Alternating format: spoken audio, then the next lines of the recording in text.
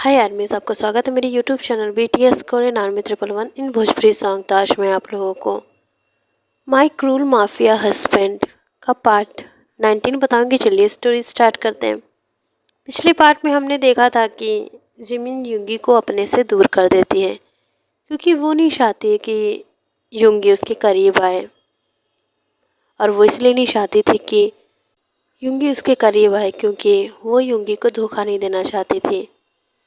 अगर युंगी को बाद में सब याद आया और उसे ये पता चला कि जिमिन उसके साथ इंटीमेट हुई है तो वो जिमिन को ही दोष देगा। इस वजह से वो उसे खुद से दूर रखना चाहती है। यहाँ डॉक्टर उसकी ट्रीटमेंट करते हैं और अब हमारे युंगी को शावर लेने का मन करता है। शावर तो वो ले नहीं सकता था, उसको चोट लगी है। तो फिर नर्स आती है। नर्स के हाथ में गीला कपड़ा और पानी होता है।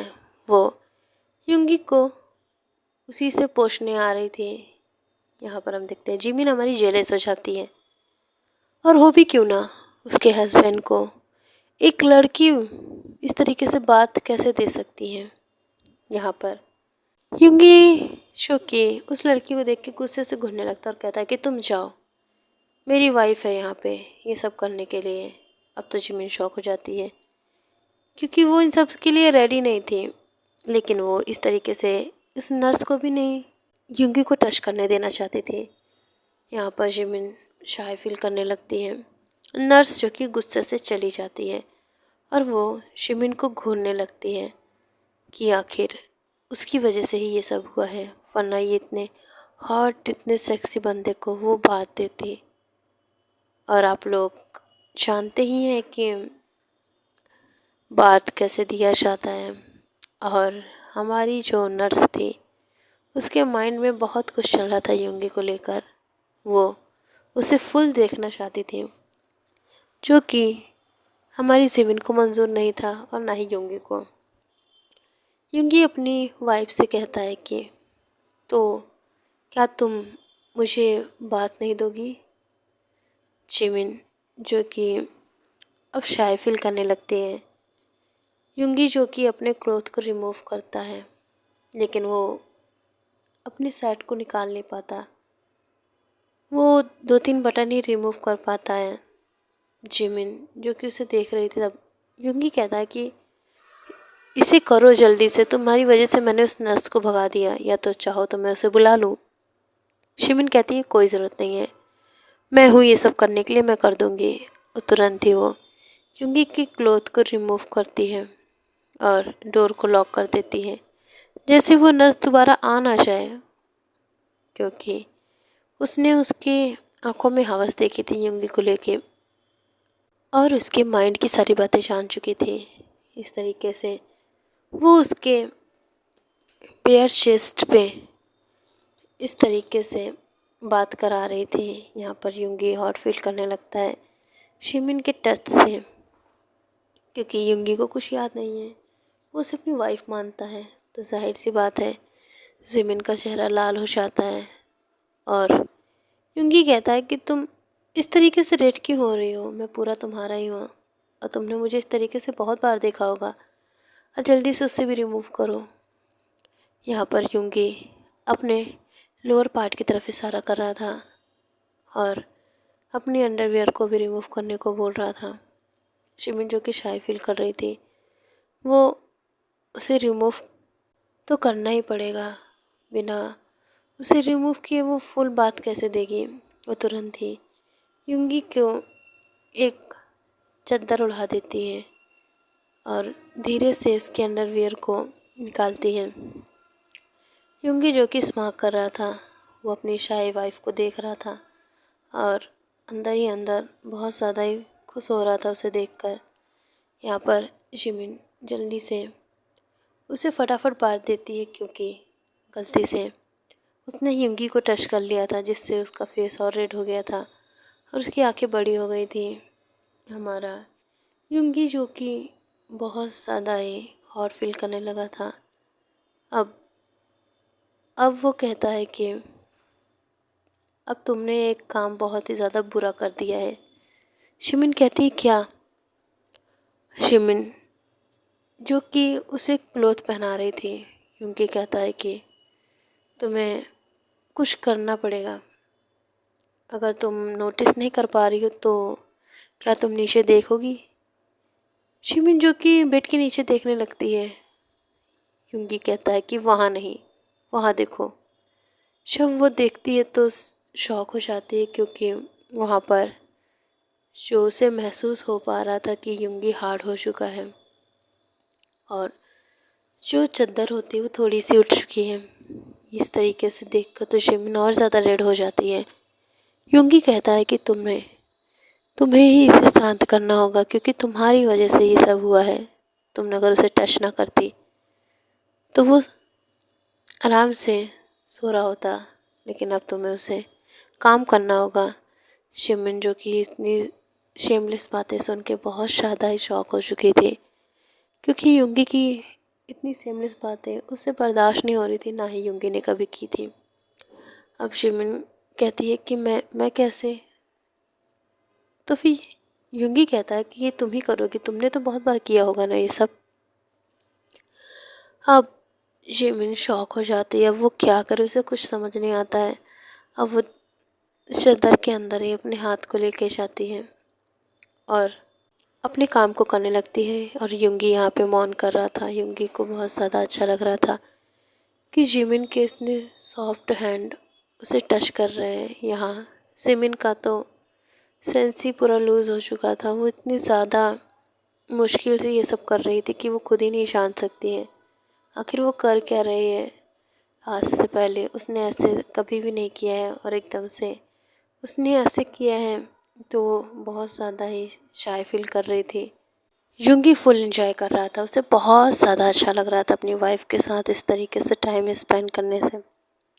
ऐसे ही एक हफ्ता बीत जाता है और हम देखते हैं कि हमारा यूंगी इन 7 दिनों में शिमिन को उसी तरीके से परेशान करता है। शिमिन रोज़ उसे काम करती, क्योंकि जब भी वो उसे बात देती थी तब गलती से उसका हाथ टच हो ही जाता था, चाहे जैसे, या अगर उसकी थाइस पे भी अगर उसने हाथ रखा तो यूंगी हार्ड हो जाता था और शिमिन को फिर से वो सारे काम को करना पड़ता था। इन दिनों शिमिन जो कि यूंगी को पूरी तरीके से फुल फील कर लिया था कि आखिर यूंगी कितना ज़्यादा लॉन्ग और हार्ड है। यह सब सोच के तो उसको और ज़्यादा शर्म आती है कि बाई चांस अगर कभी उन दोनों के बीच में सब कुछ ठीक हुआ तो वो क्या करेगी। वो बहुत ज़्यादा ही शाय फील कर रही थी ये सब सोच के।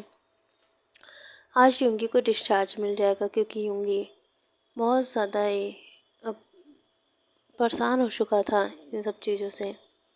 उसे ये हॉस्पिटल बिल्कुल नहीं पसंद आ रहा था, उसकी स्मेल भी नहीं। इसी तरीके से वो घर आ जाता है। घर में वो किसी को पहचानता नहीं था, तो घर में भी सारा काम शिमिन ही करती थी उसका। उसे खाना ला के देना, उसके लिए हर चीज़ शिमिन देखती थी। यहाँ तक कि खाना भी शिमिन को बनाना पड़ता था। शिमिन जो कि उसे बहुत ज़्यादा ही प्यार से रखती थी। एक दिन ऐसे ही जिमिन और यूंगी जो कि बेड पे सो रहे थे, तो यूंगी जो कि शिमिन को किस करने लगता है और उसके नेक पे बाइट करने लगता है। जिमिन जो कि ये सब देख कर बहुत ज़्यादा शॉक हो जाती है कि अब यूंगी क्या करना चाहता है। उसे पता था कि यूंगी उससे क्या चाहता है और वो बहुत ज़्यादा ही बुरी तरीके से उसे घूरने लगता है, क्योंकि जिमिन ने उसे मना कर दिया था कि नहीं, आज नहीं, मेरा मन नहीं है। तो फिर यूंगी जो कि उसके करीब आने वाला था, लेकिन जिमिन कह देती प्लीज़ प्लीज़ बात को समझिए। ऐसे ही यूंगी से दूर हो जाता है और सो जाता है, क्योंकि वो जिमिन की बिना मर्जी के सब नहीं कर सकता है और उसे ऐसा लगता है कि शायद सच में जिमिन का मन नहीं है। और जिमिन हमारी जो कि वो इसलिए नहीं करना चाहती क्योंकि वो यूंगी के साथ धोखा नहीं करना चाहती है। बस इसी तरीके से इन दोनों की ये रात बीत जाती है। और नेक्स्ट डे जिमिन जो कि नीचे ब्रेकफास्ट तैयार कर रही थी, तभी किट्टू आता है और वो प्यार से उसे हग करता है और कहता है कि मम्मा मुझे भी भूख लगी है। उसके मुँह से मम्मा सुन के तो हमारे युंगी का हार्ट ही फेल होने वाला था कि आखिर ये उसे मम्मा क्यों बोल रहा है। तभी वहाँ पे जो युंगी का बड़ा भाई होता है, जो कि उसको बहुत ज़्यादा ही प्यार करता है, जो किट्टू का पापा होता है, वो अपने पापा के पास जाता है और कहता है कि डैड डैड मम्मा से कहिए ना मुझे भी खाना खिलाएं। यहाँ पर जिमिन, जो कि हमारे युंगी को अपने हाथ से खाना खिला रही थी, इस वजह से किट्टू कह रहा था, तो जिमिन कहती आओ मम्मा अपने बेबी को भी अच्छे से खाना खिलाएगी। तभी हमारा प्यारा युंगी जो कि बोल देता है कि तुम्हें वो मम्मा क्यों बुला रहा है और उन्हें डैड क्यों बुला रहा है। तभी युंगी का भाई कहता है ऐसा कुछ नहीं है युंगी, जैसा तुम सोच रहे हो, वो तुम्हें डैडी बुलाता है और इस वजह से शिमिन को वो मॉम बुलाता है। तभी किट्टू जो कि युंगी की गोद में आके बैठ जाता है और कहता है डैडी आपने बहुत ज़्यादा मम्मा के हाथ से खा लिया, अब मेरी बारी है। यहाँ पर हमारे युंगी को जलन होने लगती है और हम देखते हैं अदर साइड देखो ते, जो कि शेकी का नंबर पा चुका था और वो उससे बहुत ज़्यादा ही बात करता था, अपनी बहन के बारे में सारी जानकारी लेता था और अपने जीजा के बारे में भी। लेकिन यहाँ पर वो शेकी की और ज़्यादा क्लोज आ चुका था। ये दोनों ही अब मिलने जाने लगे थे, लेकिन युंगी के एक्सीडेंट के बाद से शेकी उससे मिलने नहीं जा पाती थी क्योंकि वो अपने भाई के लिए बहुत ज़्यादा वैरिड थी। और हमारा ते जिमिन के लिए इन दोनों ने जब देखा कि युमिन जो कि बहुत ज़्यादा खुशी से अब एक दूसरे के पास हैं, तो इन लोगों ने सोचा कि क्यों ना हम लोग भी शादी कर लें। हमारे जो नामजिन हैं वो रोज़ रोमांस करते हैं क्योंकि उनकी प्यारी सी गुड़िया जो कि अपनी नानी के यहाँ है और वहाँ पर ही रहती है, उसे पढ़ने के लिए वहाँ पर भेजा गया है और इन दोनों का रोमांस रोज़ होता है। ये दोनों रोज़ ही थक हार के सोते रहते हैं और देर से ब्रेकफास्ट करने आते हैं।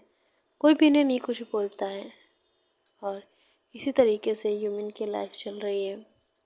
तो आर्मी इस पार्ट को एंड करते हैं, नेक्स्ट पार्ट का इंतज़ार कीजिए और बहुत कुछ होने वाला है आगे, तो आप लोग उसके लिए वेट कीजिए। बाय आर्मी, सरांगे, love you so much army, thanks for support and thanks for watching this video. और कमेंट करना बिल्कुल मत भूलना आर्मी। Bye armies.